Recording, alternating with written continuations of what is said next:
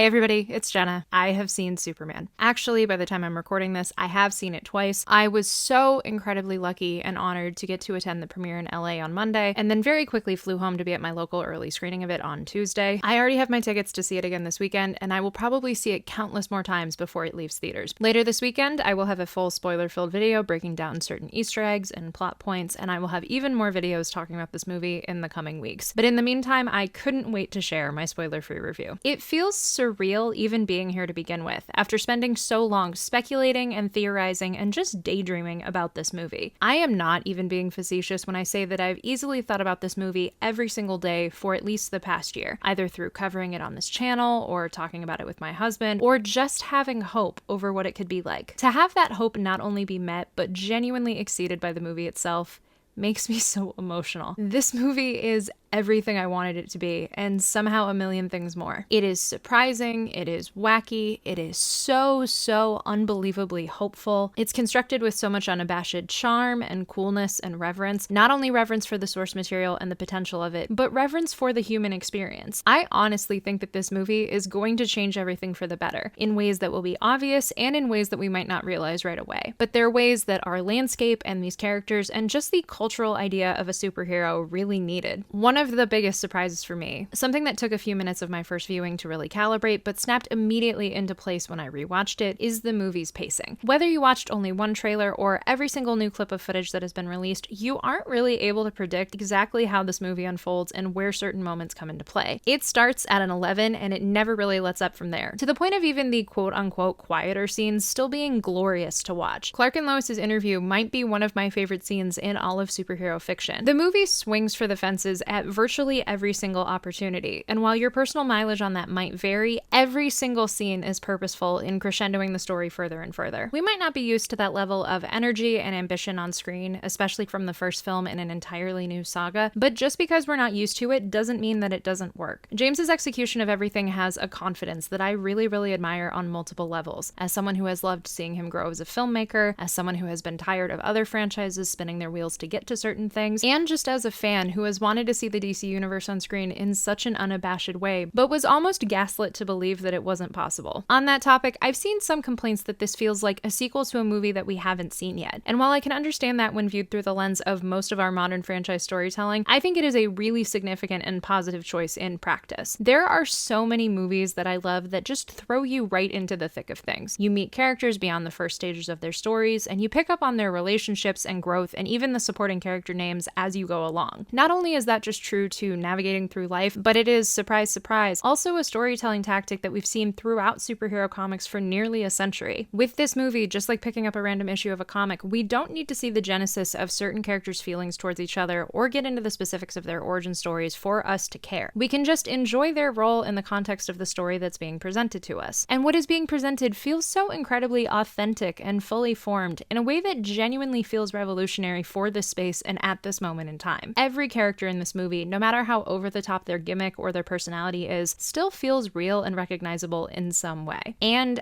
everyone, regardless of their screen time or whether or not we know or think that we'll see them on screen soon, still feels like an active protagonist with a rich life in this weird universe, even when they're not on screen. And oh boy, what a weird and wonderful universe this DCU is. There are concepts and flourishes and just a sense of warmth and texture to this DCU that are all beyond my wildest dreams. There is an overwhelming sense of escapism while still being profoundly relevant to our current moment. There is a baked-in history, not as obvious puzzle pieces of some massive franchise-wide event that could arrive down the line, but as just a logical celebration of what this fictional world is capable of. As a lifelong, diehard DC fan, there are hundreds of individual things in this movie.